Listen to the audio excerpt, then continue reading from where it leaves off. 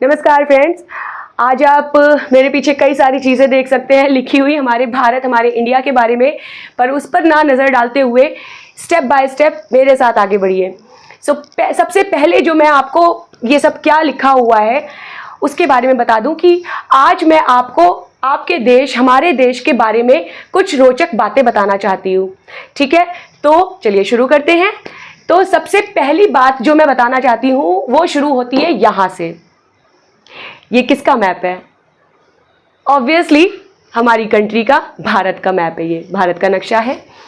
तो अब आप देख सकते हैं कि भारत को कई सारे नामों से जाना जाता है विश्व भर में, दुनिया भर में। ठीक है, तो कौन कौन से नाम है वो? इंडिया, भारत, हिंदुस्तान और आर्यवर्त। ये 4 नाम हैं जिन नामों से भारत को पहचाना जाता है दुनिया भर में।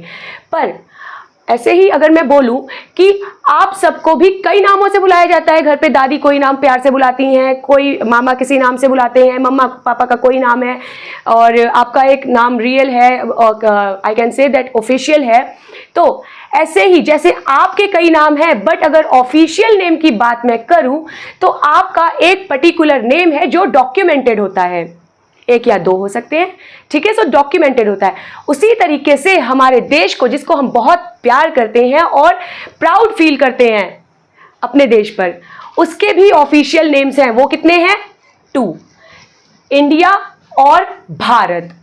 और ये ऑफिशियल क्यों है? क्योंकि ये हमारे कॉन्स्टिट्यूशन यानी हमारे संविधान में आर्टिकल यानी कि रूल नंबर, आर्टिकल को क्या बोलते हैं? रूल बोलते हैं। रूल नंबर 1 में दिया गया है, ठीक है, कि हमारे देश को किन नामों से जाना जाएगा। हमारे देश को ऑफिशियल तौर पर 2 नामों से जाना जाएगा, भारत और इंडिया। ठीक है, अब चलते हैं अपने दूसरे पहलू की तरफ। अब यहां पर देखते हैं कि भाई भारत था, इंडिया था, कहां से शुरुआत हुई इन नामों की? तो क्योंकि हमारा जो देश है वो सोने की चिड़िया कहा जाता था। ठीक है, अब फिर से लग रहा है कि वो दिन लौट रहे हैं सोने की चिड़िया वाले, बट फिलहाल पहला जो भाई भारत हमारी सोने की चिड़िया कहलाता था, तो ऐसे टाइम पर क्या हुआ कि विदेशियों का हमारे देश की तरफ रुझान बढ़ने लगा, और ऐसे में ही पहला विदेशी आक्रमण हुआ हमारे देश पर ईरानियों द्वारा, जिसका जो शासक था वो था डेरियस। उसके बाद फिर ईरानी आए, तो उनके पीछे पीछे भाई एक आता है तो पीछे और भी आने लगते हैं ना, तो इसी तरीके से यूनानी आने लगे। तो यूनानियों का शासक आया सिकंदर।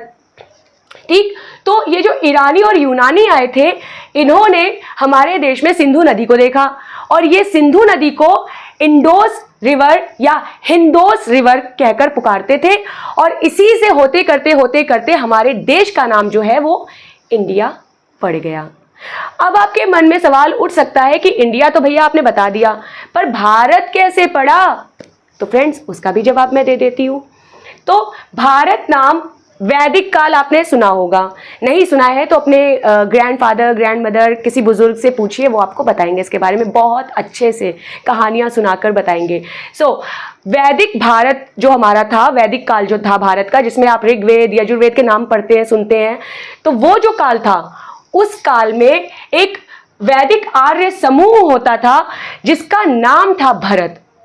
कहा जाता है कि इस समूह के नाम पर ही हमारे देश का नाम भारत, इनके ग्रुप के नाम पर भारत रखा गया।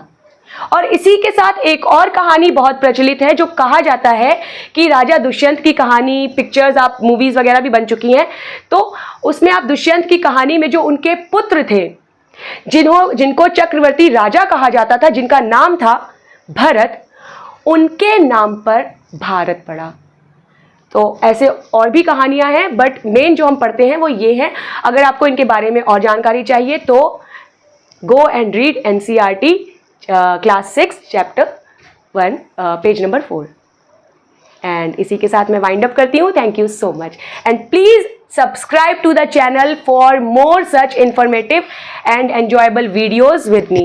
So I get boost up, I get energy and I feel positive when you are subscribing to the channel. So इसी के साथ लेती हूँ अलविदा. We'll see you in my next video. Bye bye.